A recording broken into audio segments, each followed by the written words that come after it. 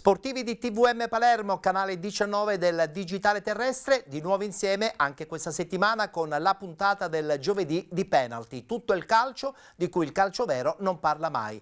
La puntata del giovedì, come al solito, è incentrata sul campionato di promozione ma anche sul campionato di prima categoria. Però oggi apriamo in modo particolare con il recupero del campionato nazionale dilettanti, la vittoria della Regina nel recupero contro il Castrum Favara. Guardiamo il servizio.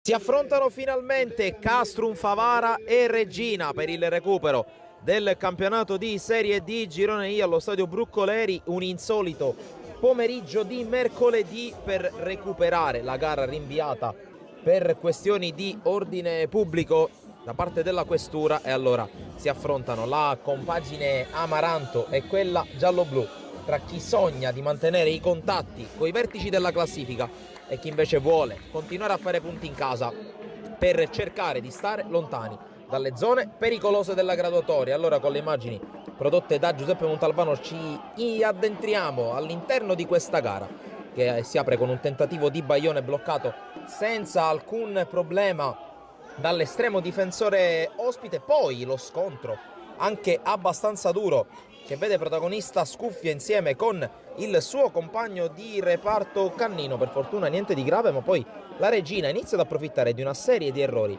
in fase di disimpegno da parte del Castrum Favara. Qui azione manovrata, conclusione che si perde fuori col tiro di Paolo Grillo. Poi dalla calcio piazzato che ne segue, colpo di testa da parte di Cham, vola Scuffia a togliere la palla da sotto la traversa. Insiste la squadra affidata a Bruno Trocini con questa fuga sulla destra, il cross rasoterra bloccato senza grossi problemi ancora da Scuffia. Poi altra azione manovrata con la palla che arriva sulla sinistra ancora a Grillo. L'ex giocatore dell'Acragas sterza, si porta la palla sul destro, cross al centro e c'è il colpo di testa di Bruno Barranco che sblocca la partita in favore della Regina. Va ad esultare davanti allo spicchio riservato ai tifosi Amaranto. Poi c'è subito il tentativo di reazione da parte del Castrum Favara con questo tentativo che finisce fuori da parte di Loduca. Altro tentativo da palla inattiva, in qualche modo libera la difesa della Regina. Conclusione che però si perde sopra la traversa. Ci ha provato Baione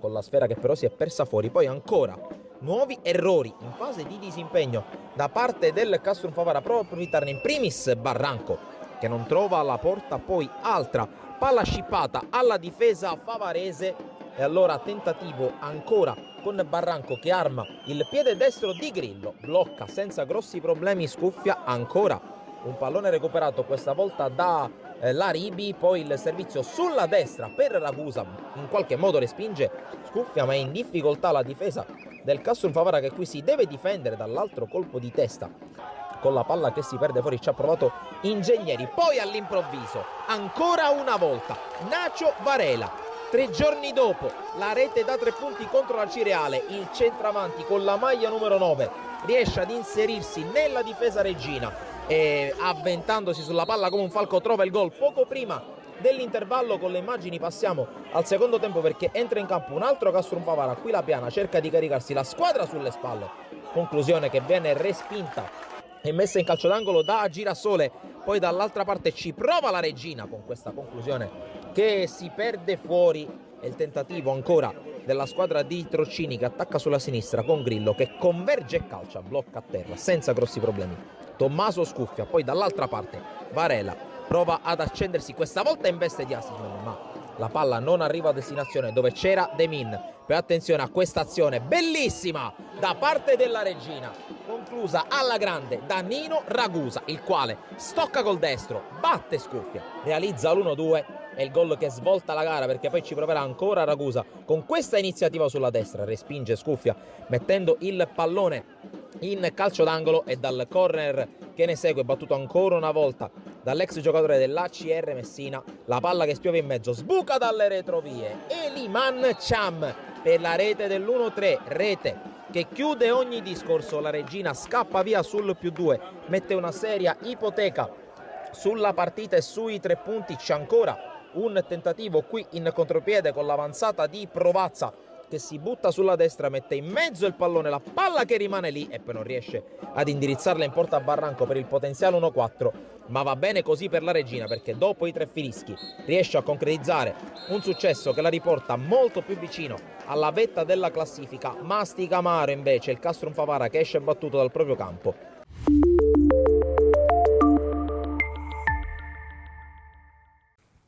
Con la vittoria 3-1 nei confronti del Castrum Favara, la Regina a questo punto si posiziona al terzo posto nel girone I del campionato nazionale dilettanti. Vedremo adesso nelle prossime partite cosa succederà. Certamente gli scontri diretti incideranno notevolmente nella classifica finale a partire già dalle prossime settimane. Voltiamo pagina perché adesso parliamo della finale di Coppa Italia di Eccellenza che si è disputata ieri pomeriggio. Vittoria dell'Unitas Sciacca 1-0 contro il Città di Avola 2020. Guardiamo il servizio.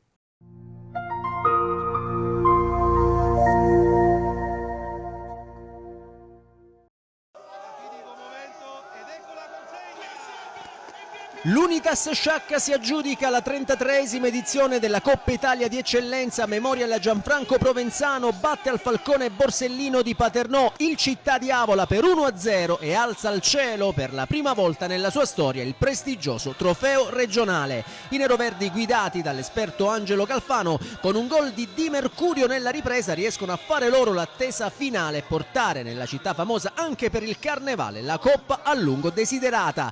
Davanti a una straordinaria cornice di pubblico il match si apre con lo Sciacca che lamenta la concessione di un calcio di rigore su Ricculli, ma il signor Fundarotto dice di no. Insiste la formazione neroverde, Erbini dal fondo mette in mezzo per Cari che però strozza il sinistro trovando l'intervento non troppo complicato di Santillo. Nell'occasione ancora proteste dello Sciacca per un presunto tocco col braccio di Argentino, anche in questo caso però il fischietto di Trapani lascia giocare. Poi lo Sciacca torna a spingere ma prima il destro di Cipolla dagli sviluppi di angolo si spegne sull'esterno della rete. Quindi il colpo di testa di Camarà sull'invenzione di D'Amico è bloccato centralmente da Santillo e infine la punizione di D'Amico nel recupero del primo tempo trova l'intervento del portiere. Gli sforzi dei neroverdi però vengono premiati nella ripresa quando al minuto 48 proprio da un calcio piazzato di D'Amico Di Mercurio anticipa tutti mettendo alle spalle di Santillo il pallone che di fatto spiana ai suoi la strada verso la vittoria. Gol pesantissimo che fa esplodere di gioia numerosi tifosi saccensi che possono quindi esultare alla rete messa a segno dalla squadra di Calfano che fa così Sciacca 1, Avola 0. L'Avola non ci sta e tenta di rimettere in piedi la finale, ma il colpo di testa di Fratantonio al 64esimo viene bloccato dall'estremo neroverde, con quest'ultimo che risponde presente anche sulla punizione di Labruna al minuto 74. Sul ribaltamento di fronte però è lo Sciacca ad avere la chance per chiudere la sfida, con Margaritini che servito da Cari tutto solo davanti a Santillo spara incredibilmente sul fondo e sempre il neoentrato pochi minuti dopo non riesce da pochi passi a trovare lo specchio della porta. Occasioni che tengono a galla il Città di Avola e al 91esimo la punizione di Ricca mette i brividi alla squadra neroverde. Poi dopo 6 minuti di recupero concessi da Fundarotto la festa sognata e a lungo sperata dallo Sciacca può finalmente cominciare. Vince la Coppa Italia regionale l'Unitas Sciacca 1-0, gol di Andrea D'Amico al Falcone Borsellino.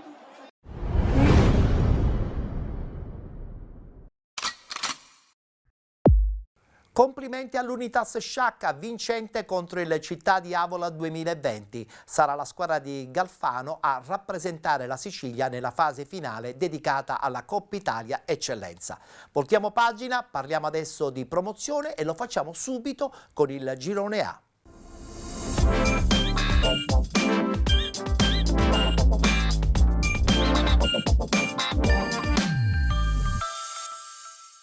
Domenica si è giocata la seconda giornata, eccola qua la schermata dei risultati. Borgetto Giardinello batte Cus Palermo 2-1, Fulgatore batte 90-011 Bagheria 2-1, Aspra batte Margheritese 2018 3-0, Montelepre batte Alcamo 1928 2-0, Regina Mundi batte Mazzara 7-0, Valderice Calcio batte Sport Palermo 1-0 ed infine Bagheria Calcio che vince in casa del Renzo Lo Piccolo 4-0.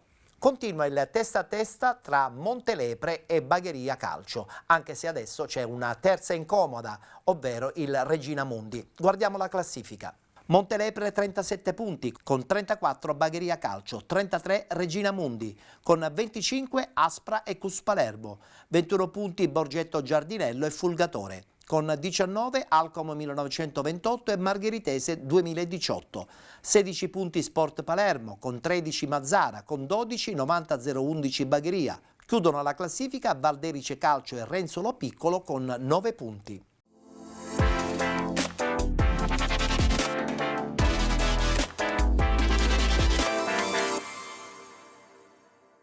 E fare una partita del genere contro una grande squadra messa bene in campo da mister Riga non era per niente facile, quindi i ragazzi hanno fatto veramente un miracolo facendo niente, 2 gol, potevamo fare anche il terzo. Sì, eroici perché abbiamo regalato dopo 15 minuti un uomo facendo un brutto fallo a centrocampo, un fallo da dietro, e l'espulsione è corretta e siamo rimasti in 10 per tutta la gara. Evidentemente contro l'Alcamo in 11 contro 11 non possiamo giocare, abbiamo fatto 4 partite tra Coppa e Campionato, siamo sempre rimasti in 10, questa volta abbiamo battuto il record dopo 15 minuti del primo tempo, abbiamo giocato tutta la partita un uomo in meno contro un'ottima squadra. E se ci metti le 4 assenze pesanti, a quel punto ci voleva poco a far tombola, ma i ragazzi sono stati veramente eroici e hanno fatto una partita gagliarda con una maturità assurda. Non mollando mai, anche perché comunque la squadra già è giovane, uscendo anche dai maniscalchi, noi avevamo la difesa della Juniores in campo e quindi contro questa squadra hanno fatto un qualcosa di eccezionale, non sbagliando un intervento, nell'impegno, nella grinta e nella determinazione. Questa squadra ha raggiunto veramente una maturità che alle volte ci stupisce. Noi ce l'aspettiamo, però ci stupisce perché si superano, ecco. Io parlo sempre delle 5 assenze compreso l'espulsione di oggi, ma oggi avevamo un Giovanni Castigliola che ha strette i denti ed è stato incommiabile, ha giocato tutta la partita con un affaticamento al flessore, gli posso solo dire grazie sia a lui che a tutti i ragazzi, perché veramente stanno disputando un campionato fuori da ogni logica, lottano palla su palla, non mollano mai. La scorsa settimana ti ho parlato di una squadra vecchia con una carta d'identità giovane. Credo che questo sia il nostro motto, una squadra veramente giovanissima ma con una voglia di non mollare mai, e la vittoria di oggi è strameritata. Noi vogliamo continuarla questa scia, quindi non ci vogliamo fermare, come non volevamo fermarci a 8, a 9 e quindi neanche anche questo di qua a 10, perché comunque adesso noi ci crediamo, giochiamo partita dopo partita. L'Alcamo per noi oggi era il Bagheria, il Regina Mundi, cioè non guardiamo l'avversario chi è, noi guardiamo che c'è un avversario davanti a noi da battere e a quello pensiamo, non guardiamo come si chiama. Quindi oggi per noi lì davanti, a parte che l'Alcamo comunque contro di noi fa sempre delle grandi prestazioni, anche oggi ha fatto una grande partita, però penso che insomma questo Montelepre sta facendo vedere che merita la posizione che ha, almeno fino adesso. 10 vittorie di fila, tutte sofferte, tutte strameritate, perché non mi ricordo mai una vittoria che non abbiamo meritato di vincere, però sono sempre state partite lottate contro chiunque, perché gli avversari sono tutti ottimi avversari che contro di noi poi fanno sempre la partita della vita, ed è ancora più bello vincere queste partite. 10 vittorie consecutive sono un traguardo importante per una squadra così giovane e faremo di tutto per non fermarci qui.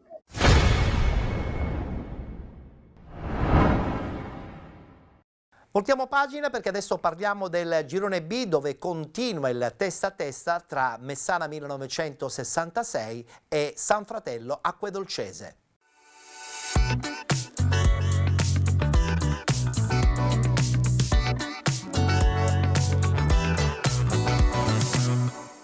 Subito i risultati della seconda giornata. Messana 1966 batte Monforte San Giorgio 3-1. San Fratello Acquedolcese batte Città di Villafranca 4-0. Sant'Angiolese Valdinisi Calcio 0-0. Rinviata Città di Mistretta e Nuova Rinascita. Promende Calcio batte Atletico Messina 3-2. Orlandina Calcio batte Città di Galati 3-0 ed infine pareggio 2-2 tra Sant'Alessio ed Aluntina. Come ho detto poc'anzi, continua ancora il testa a testa tra Messana 1966 e San Fratello Acquedolcese. Squadre distanziate di solo un punto. Al primo posto troviamo il Messana 1966 con 39 punti e con 38 il San Fratello Acquedolcese. 28 punti per l'Orlandina Calcio, con 26 Promende Calcio, 25 punti Città di Mistretta, con 24 Monforte San Giorgio e Valdinisi Calcio, 23 punti Sant'Angiolese, con 21 Città di Villafranca, 13 punti Città di Galati, con 12 Atletico Messina, 10 punti per Nuova Rinascita, chiudono la classifica Aluntina con 6 punti e Sant'Alessio con 3. Nuova Rinascita e Città di Mistretta debbono recuperare una partita.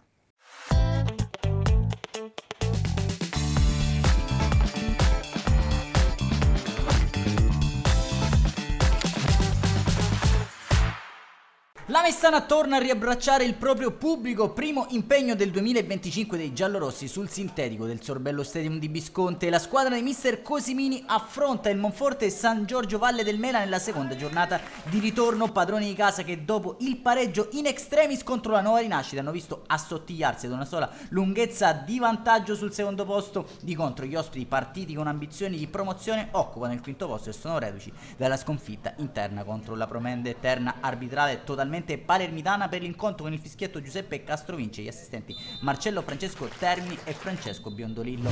Passiamo grazie all'ausilio a cure di Mirko Giacobello al fin di questa sfida che si apre dopo 3 giri di lancette con la punizione di Ferraù prontamente respinta da Campanella.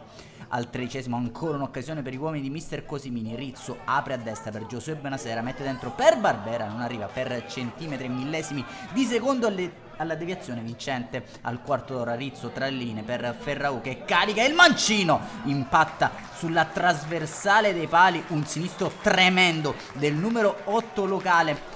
Prima occasione per il Monforte però al 20esimo, la punizione di Assenzio per Bartuccio, mette dentro per Rasà che da buona posizione di testa alza sopra la traversa. Un minuto più tardi la respinta di Campanella sulla quale si avventa Gargiulo a contatto con Bartuccio, cade in aria, l'arbitro lascia proseguire tra le proteste della Messana. 2 minuti prima della mezz'ora ci prova Giuseppe Rizzo con la specialità della casa, la punizione che sorvola la trasversale dei pali. 33esimo, cross insidioso di Ventra per Barbera, anticipato anche in questa occasione da un ottimo Campanella. Ultima emozione della prima frazione di gioco con Peppe Bonasera, il quale serve Fragapane, entra in area, mette dentro per Ventra che gonfia la rete, ma l'arbitro annulla per tocco di mano di Fragapane. Si resta sullo 0-0 al duplice fischio, squadre guadagnano gli spogliatoi. Sul parziale ottimale passiamo il nostro montaggio alla ripresa. 48esimo, corner di Assenzio per Rasà che di testa manda sul fondo. Al 54esimo passa in vantaggio il Monforte, conclusione dalla distanza di Menusti non trattenuta da Ferrara, sulla quale si avventa Rosario Rasà che porta in vantaggio la compagine nero-verde a sorpresa al Sorbello Stadium. Prova a correre ai ripari mister Cosimini, dentro Sonco e Ardiri per Gargiulo e Bonasera. Sliding door di questa sfida, gran cross di Ardiri per Ventra che calcia debolmente favorendo la parata di Campanella. 64esimo, un lancio millimetrico di Misiti per Fragapane, di prima serve Barbera, atterrato da Leo, calcio di rigore questa volta accordato sì dal fischietto palermitano. Dal dischetto si presenta Ferraù che spiazza Campanella ristabilendo la parità del punteggio. 75esimo, Ventra per Giosuè Bonasera, mette dentro il cross per Barbera che di destra centra la traversa, sulla carabola arriva Sonco che manda in rete per il vantaggio alla Messana. Nel finale dentro anche Arena per Barbera, quinto minuto di recupero, gran giocata di Ventra che fa girare la testa, la spada serve al centro per Ferraù che apre a sinistra per Arena, salta il diretto avversario, mette dentro per Sonco, il 3-1 confezionato dai due subentrati. Anthony Arena per Sonco per il definitivo 3-1 della Messana che torna alla vittoria in rimonta sul Monforte San Giorgio. Un saluto allora amici appassionati, appuntamento come al solito alla prossima.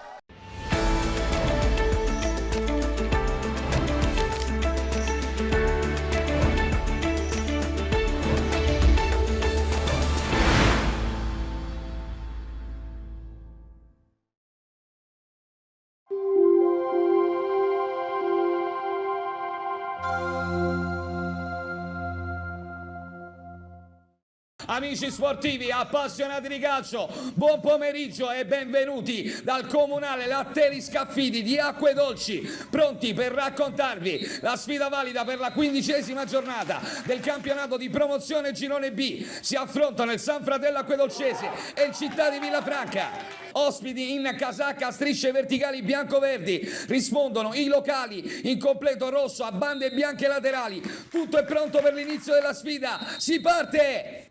Calcio di punizione che andrà a battere da sinistra, botta Zingales che la mette verso il centro, morbido, pallone allontanato da Prince, ma c'è ancora Mincica che alimenta l'azione, salta a secco libero, va sul fondo, traversone calabrese, traversa e poi Carroccio col tapin porta in vantaggio il San Fratello Acquedolcese, cambia immediatamente il parziale alla Latteri Scaffidi. San Fratello Acquedolcese 1, Città di Villafranca 0, ci pensa il capitano, ci pensa Carroccio.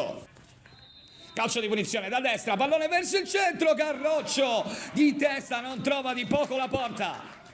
C'è Bella Macina che è libero di impostare, aspetta il movimento di un compagno, lo trova in Visconti, tocco centrale, Visconti vuole l'imbucata, dentro per libero, controllo, sinistro, palo, clamorosa chance, colossale per il Città di Villafranca. Calcio di punizione che va a battere Piuca. Col destro, pallone che spiove profondo nella zona di Zingales, botta, controlla a seguire che diventa un sombrero, numero, tocco centrale, Carroccio da 2 passi non trova la porta. Spadicchia, lavora il pallone sulla sinistra per Libro che accelera, lascia sul posto l'avversario, ne salta un altro, converge, vuole il destro, lo prova, commisso, la blocca a terra. Calcio di punizione che verrà battuto dalla sinistra, il numero 10 Mincica a partire, morbido, col destro c'è Taranto in uscita ma sbatte addosso a Prince, sfugge via il pallone e lo consegna per un facile tap-in firmato da Sebastian Jesus Roblas.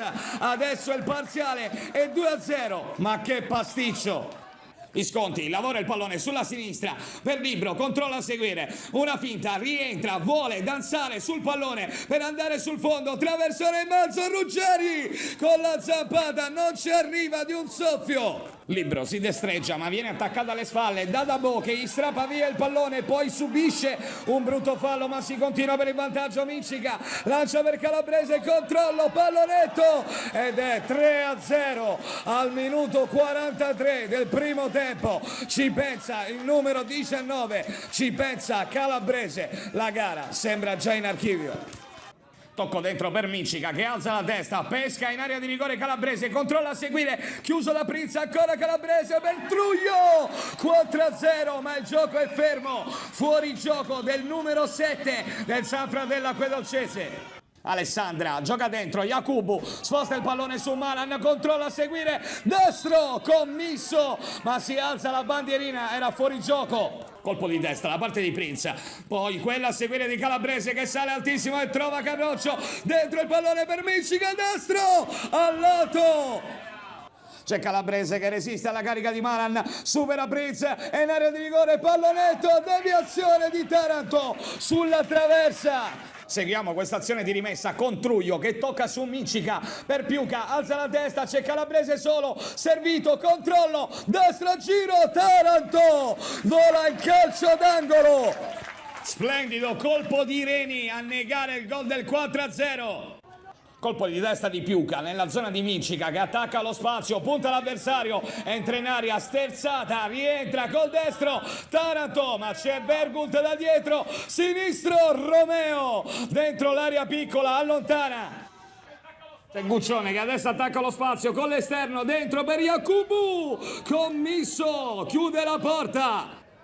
C'è Zingales Botta che insegue il pallone, lo raggiunge, va sul fondo, alza la testa, traversone morbido, secondo palo Calabrese, rete, ha segnato il 4-0, doppietta personale per il numero 19, adesso è notte fonda per il Villafranca. Ormai questi sono gli ultimi attimi di partita, tocco centrale per Piuca, anticipato da Visconti, allora Guccione dentro per Jacobu, controllo, prova il destra giro, debole e controllato da commisso. E proprio in questo istante arriva il triplice fischio di chiusura del direttore di gara e festa grande per i sostenitori del San Fratello Acquedolcese che batte 4-0 il Città di Villafranca dal Latteri Scaffidi, da Andrea Liotta. È tutto amici, alla prossima!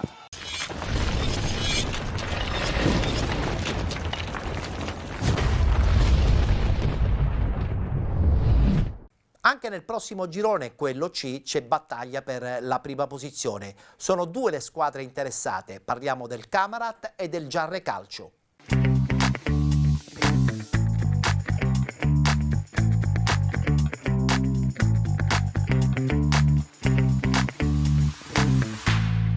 Lo scontro diretto è andato a appannaggio del Camarat, che vincendo fuori casa supera il Giarre in classifica. Ma guardiamo i risultati di domenica.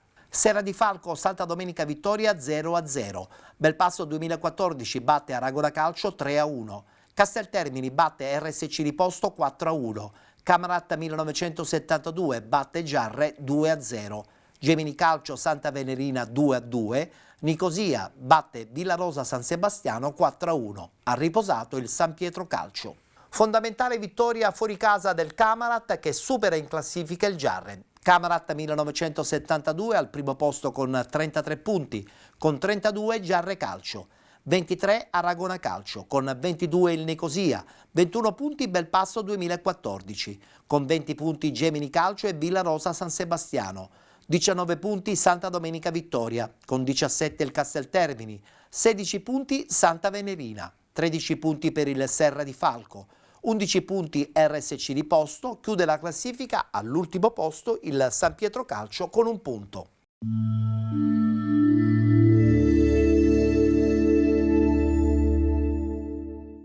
Amici sportivi, questa è Giarre Camarat, prima contro seconda in classifica. È la 15ª giornata, la seconda del girone di ritorno. È ancora presto dunque per definire la partita decisiva del torneo, ma sicuramente può dare delle indicazioni importanti su cosa accadrà nel resto della stagione. Il Giarre, padrone di casa, si presenta con 2 punti di vantaggio sui rivali, forte anche della pesante vittoria di settimana scorsa in casa dell'Aragona. Ma anche il Camarat arriva oggi allo stadio regionale con il vento in poppa, vista l'ultima netta affermazione fra le mura amiche contro il Nicosia per 3-0. Uno stadio regionale colmo di tifosi, delle grandi speranze per la propria squadra, il Giarre. Di contro tanti tifosi venuti anche da Cammarata per sostenere il Camarat. Questa è una partita che abbiamo detto che probabilmente non sarà decisiva per l'esito del campionato, ma sicuramente avrà un certo peso nel resto della stagione. Calcio d'inizio, possesso Camarat che gestisce questo primo pallone con lancio in profondità, subito a cercare una profondità che ha sorpreso la difesa del Giarre. Baio cerca l'area di rigore, poi il tiro da fuori di Jack Serio che sfiora la traversa, brivido per Bollati. Sinatra tra le linee, cerca Leotta all'interno dell'area, c'è il tocco di Mustafa, proteste del pubblico di casa. Gagliardo però ha poi la forza di ritornare sulla sfera, cerca Leotta, gran palla di Gagliardo. Qui un'azione forse negativa per un momento di Gagliardo che, tenendo il pallone in campo, rischiano di far ripartire il Camarat. Si sovrappone Sclafani va all'1 contro 1, la lascia Serio, salta un avversario, ancora Serio, la conclusione, respinge Bollati, poi Baio sotto porta, il gol di Velardi che sotto porta non ha fallito, la respinta di Bollati, il controcross di Baio e Velardi ha colpito dentro l'area piccola, portando così il Camarat in vantaggio. Palla pericolosa questa perché è rimbalzante, Strano con calma, nella terra di nessuno però, rischia qua Strano, fa ripartire il contropiede, vediamo se c'è fallo, finisce invece il primo tempo, forse una decisione qui un po' salomonica del direttore di gara. Comincia il secondo tempo, Strano recupera palla su King, ancora Strano, il cross morbido, Mustafa giganteggia su questi cross all'interno dell'area, l'ha fatto anche nel primo tempo. Alla fine il Giarre, contrasto durissimo, Spampinato, Velardi, è rosso per Spampinato, follia di Spampinato.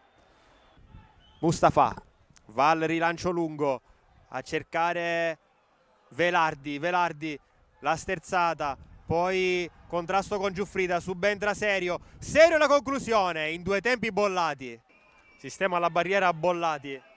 È tutto pronto, fischia il direttore di gara. Parte Serio sul palo di Bollati, poi la conclusione e salva Lopez. King ci prova, blocca alla fine Bollati. Buon momento questo, lo ribadiamo, per il Camarat che adesso ha capito come attaccare la retroguardia del Giarre da quando il Giarre è rimasto in 10. Qui Giuffrida sbaglia un altro pallone in impostazione, lo recupera King. Jack Serio punta la porta, Serio, la sterzata, il destro che si perde al lato, sembrava esserci comunque Bollati. Braccato da due avversari, Urso di prima intenzione, scodella per Mongelli, bene di prima per Urso, posizione regolare, Urso all'interno dell'area, Gagliardo il tiro, salvataggio sulla linea di Baio per Sinata che non la mette giù bene, ne approfitta King per Serio, posizione regolare, Serio il destro, Jack Serio chiude probabilmente i conti, il Camarat vola sul 2-0 nei minuti finali col suo bomber principe. Finisce qui, arriva il triplice fischio, il Camarat espugna il regionale grazie alle reti di Velardi e Jack Serio e si porta in testa alla classifica, un punto sopra proprio il Giarre. Il campionato è ancora lungo, ma il Camarat oggi ha dato un grande segnale al campionato, al girone C di questa promozione. Una vittoria, obiettivamente il Camarat è stato bravo a sfruttare nel primo tempo l'occasione che ha avuto, il Giarre è stato molto sterile in attacco. La difesa degli agrigentini ha dominato lungo tutta la partita, ha concesso poco o nulla. Il Giarre ha avuto anche un'occasione per pareggiare, però il Camarat, diciamo che nel lungo andare della partita, anche per la superiorità numerica concessa a inizio ripresa, ha meritato questo successo. Quindi Camarat che si prende il primo posto, vince 2-0. Un saluto da Alessandro Coco.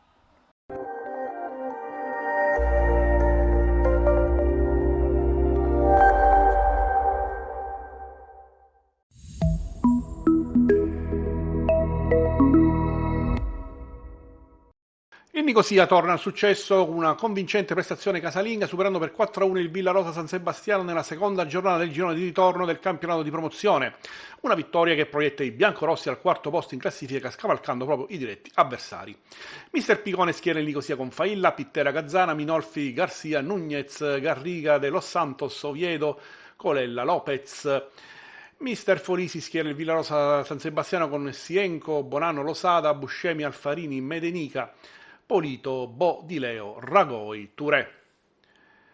La squadra di Mister Picone ha dominato l'incontro fin dalle prime battute, sbloccando il risultato al 9° minuto con una prodezza di Lopez, abile a penetrare nella difesa ospite e battere Sienco con un preciso destro dal limite. Il dominio dei padroni di casa si è concretizzato nel primo tempo con una doppietta dello spagnolo De Los Santos, che ha prima realizzato un delizioso pallonetto al 37esimo e poi, dopo una serie di dribbling, ha firmato il 3-0 prima dell'intervallo. Nella ripresa gli ospiti hanno provato a riaprire la partita con Polito ad ora del gol del momentaneo 3-1 al 59esimo. Le speranze di rimonta del Villarosa sono state però spente al 78esimo dal bomber argentino Garriga, che con un tiro dalla distanza ha fissato il punteggio sul definitivo 4-1. Una prestazione maiuscola quella dei biancorossi, che nel prossimo turno faranno visita al riposto penultimo in classifica, con l'obiettivo di dare continuità a questo importante successo dopo il pareggio per 2-2 all'andata.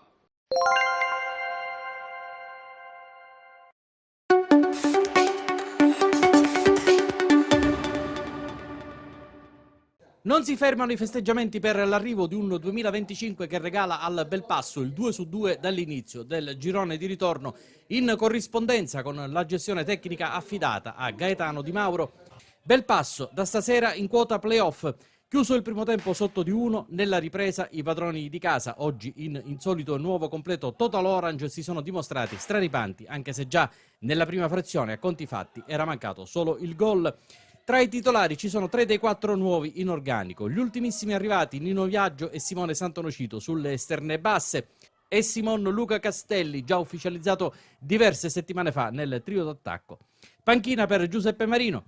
Si diceva, almeno un gol il Belpasso lo avrebbe meritato nei primi 45, in serra 2 volte pericoloso sugli assist di Luca e in gioco aereo e di Binanti di testa. Al 18esimo la mega chance per sbloccarla, episodio 1 con transazione non riuscita. Castelli viene steso in piena area di rigore da Gueye, batte lo stesso biondo numero 7 ex Nicosia e Priolo gela lo 0 pari. La triade lì davanti è vicino al vantaggio e di nuovo Castelli viene stregato, stavolta con tiro al volo dal portiere ospite.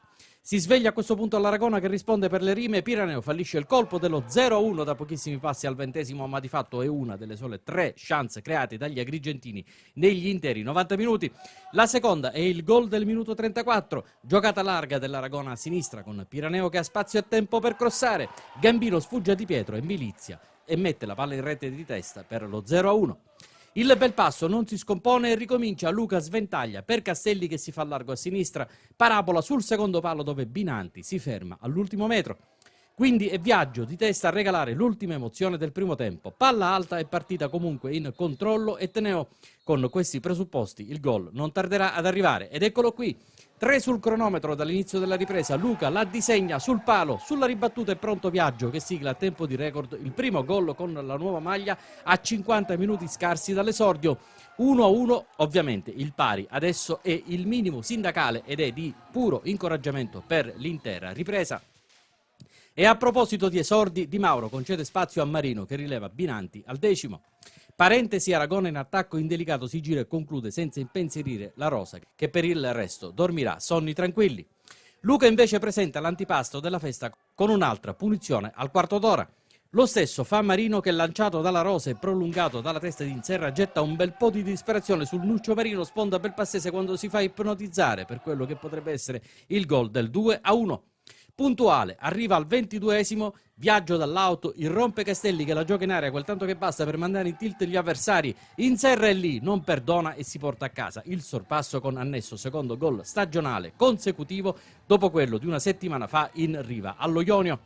120 secondi e l'apoteosi è totale, Luca lunghissimo dalle retrovie, Priolo alla disperata su Marino che finisce col servire Castelli, il quale se ne va in porta con qualche tornante e un destro sotto la traversa che fa scattare sul tabellone del San Gaetano il 3-1 e di fatto il game over a 20 minuti dalla fine.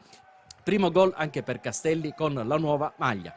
Cambi dalla mezz'ora dentro Cannone per Di Pietro, poi i fratelli Alberio in avvicendamento. Luca lascia per il rientrante Cultraro e Nicolosi in campo al posto di Castelli che prima di salutare ha la possibilità di fare la doppia. Insomma, squadra con tanta fame, dirà Di Mauro, negli spogliatoi. Non paga del +2, cerca più riprese il poker. Prima sull'asse Cannone Sant'Onofrio e per uno dei protagonisti di questa domenica c'è un altro tu per tu con Priolo che ha la meglio. Poi è la volta dei subentrati Nicolosi e Marino, sfiorare di un soffio il 4-1. Quindi Inserra su cross di Alberio e apertura di Cannone fa del portiere dell'Aragona il migliore in campo degli ospiti. Entusiasmo e applausi al triplice fischio. Il Belpasso da stasera sale a 21 punti scavalcando in un solo colpo Gemini, Villarosa e Santa Domenica Vittoria.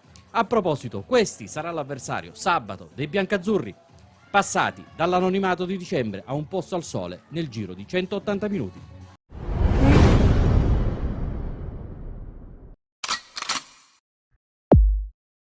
Camarat dunque che vince fuori casa, in casa del Giarre, ma ancora giochi senz'altro aperti perché siamo soltanto alla seconda giornata di ritorno. Voltiamo pagina e chiudiamo il campionato di promozione presentando il girone D.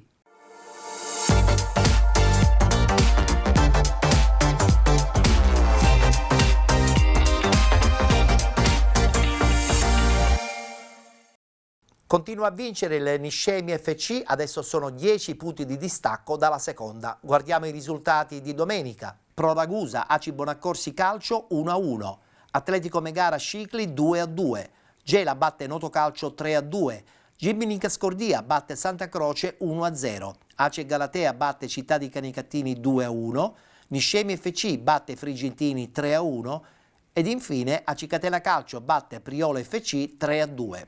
Niscemi sempre più solitario al primo posto in questo girone D del campionato di promozione, eccola qua la schermata della classifica. Niscemi FC 42 punti con 32 Atletico Megara, 28 punti Priolo FC con 27 Pro Ragusa, 25 punti Gela con 23 Aci Catena Calcio, 19 punti Noto Calcio con 18 lo Scicli, 17 Gimbinica Scordia.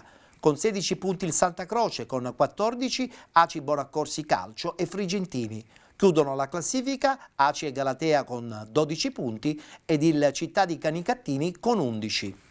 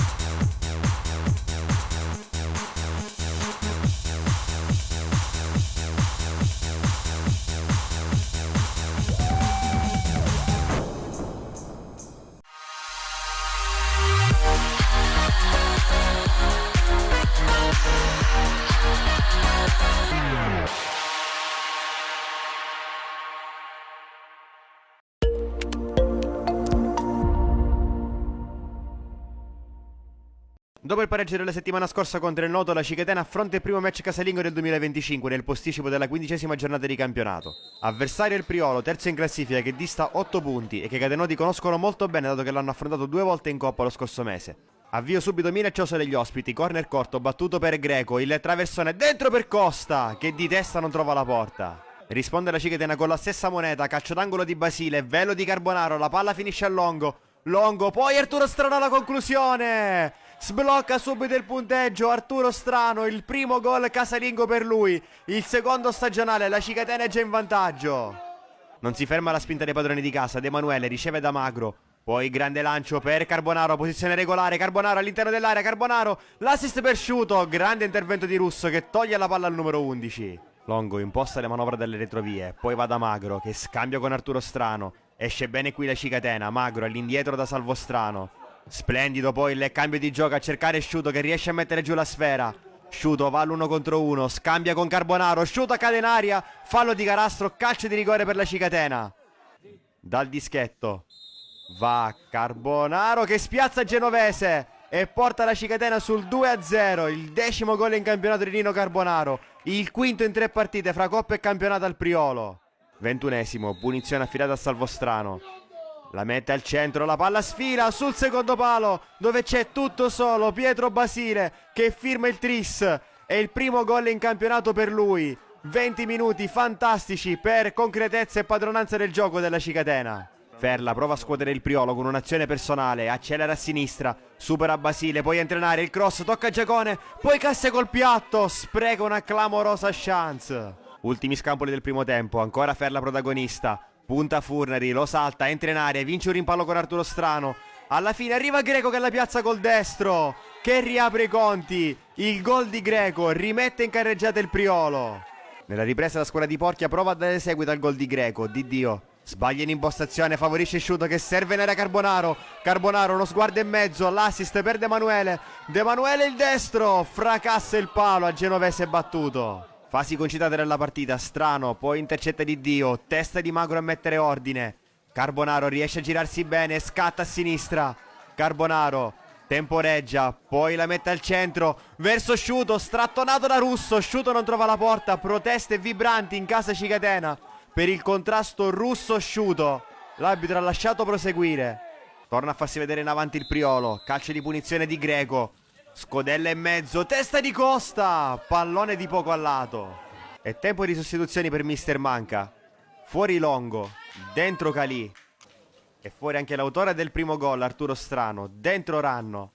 Puzzo avanza a sinistra, si sovrappone Magnano, servito. Magnano cerca un compagno libero, si propone Greco. Greco salta e rientro di De Emanuele. Greco ci prova a giro, si allunga Romano. Poi arriva sul pallone Ferla. Ferla prova a girarsi, fermato da Magro e Ranno che poi allontana la minaccia. Angolo di Greco, corto, scambia con Magnano, il traversone sul secondo palo. Colpo di testa di Dio, smanaccia Romano, poi Calì anticipa Ferla e Ranno spazza via. 6 minuti alla fine, rimessa lunga di Buonaccorso per la torre di Castrogiovanni. Ferla riesce a resistere al contrasto con Giacone, poi allarga su Magnano. Magnano entra in aria, il traversone per Miceli che di tacco riesce a gonfiare la rete e accorcia ulteriormente le distanze. Il Priolo è più che mai in partita. Un'altra sostituzione per Mister Manca, fuori Furnari, dentro Patanè. Ultimi disperati assalti degli ospiti, Miceli, poi la Mesa, il cross dentro per Buonaccorso al volo, di poco fuori. Romano va al rinvio lungo per far respirare un po' la squadra nella zona di Carbonaro. Il pallone finisce quasi nell'altra area. De Emanuele salta un avversario, De Emanuele alla conclusione, respinge Genovese. Vittoria doveva essere per accorciare in classifica su una diretta concorrente, vittoria è stata. La Cicatena supera il difficile ostacolo Priolo dopo una partita dominata nella prima mezz'ora e complicatasi proprio nel finale con qualche patema di troppo.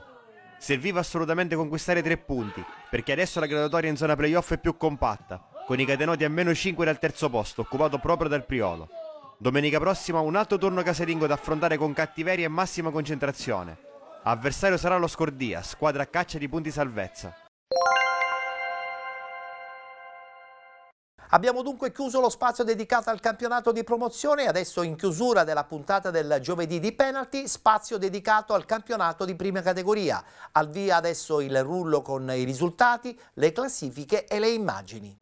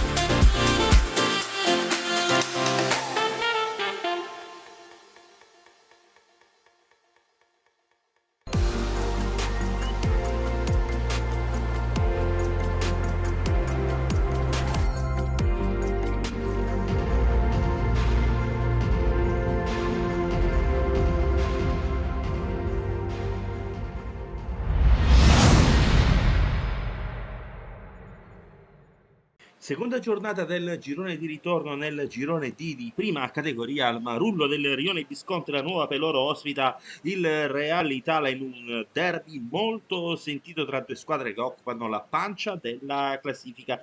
Gialloneri di mister Giuseppe Chille in campo con Cristian Arena tra i pali, poi Panetta, Peditto, Sposito, Caristi, Monteleone, Mamone, Raffaele Manciagli, Milici, Curro e Tati. In panchina ci sono La Fauci, Parisi, Passari, Ferio, Mattia Manciagli, Andrea Arena, Lavalle, D'Urso e Velardi. Il Realità la Franco Zagami di Lorenzo Peditto scende invece in campo con Di Pietro, Antonino D'Angelo, Bonaccorso, Ciraolo, Mastroianni, La Monica, Rossano, Bonamonte, Bardetta, Trimarchi e De Tommasi. In panchina Messina, Conti, Crimi, Sarcina, Ruffo, Zoccoli, Simone D'Angelo, Santo Nocito e Guccione. Arbitra l'incontro il signor Diego Alfonsetti della sezione 10 Reale. Piazzato che sbuca sul secondo palo, la palla rimessa dentro da Caristi, poi la conclusione di Milici è respinta con il corpo. Caristi va profondissimo, controllo destro potente che si schianta sulla traversa. Milici ha provato la gemma, Peditto la mette dentro, la schizza al limite dell'area, non riesce a liberare il Reali dalla conclusione con il sinistro che diventa buona per Curro, poi Di Pietro non la blocca, cerca di liberare l'aria, il Realità la Peditto calcia, punizione profondissima, dentro il colpo di testa e Cristian Arena con i pugni si rifugia in calcio d'angolo. Smorzati i toni, la pioggia, intanto il tocco verso Bonamonte di De Tommasi. L'ottimo intervento di Panetta, salvare il risultato. De Tommasi prova lo spunto a destra, il traversone dentro. Sarà calcio d'angolo lo scontro tra Trimarchi e Cristian Arena.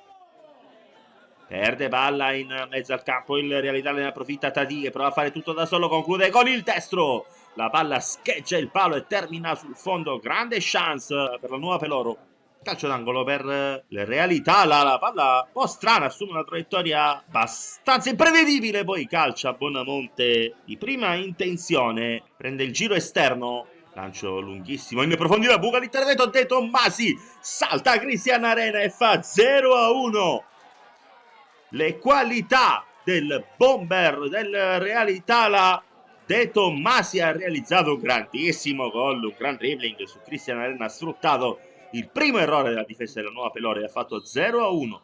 Ancora De Tommasi, il migliore in campo di questa partita, non la controlla Panetta, la conclusione di Trimarchi alta sopra la traversa.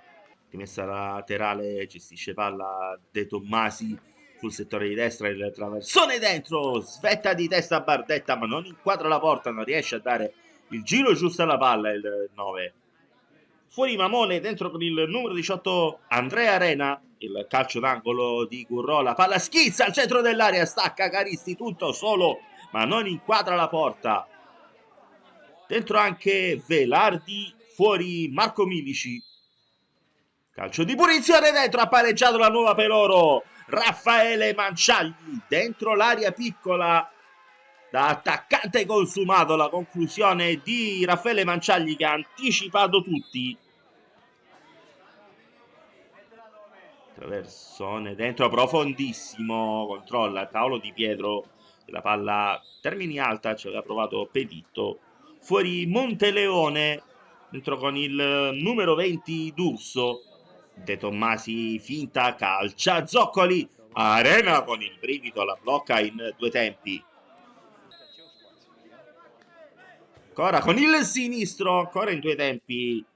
Cristian Arena ci ha provato stavolta a Trimarchi. Il rilancio in profondità, Sposito la tocca con il petto ma non c'è più tempo.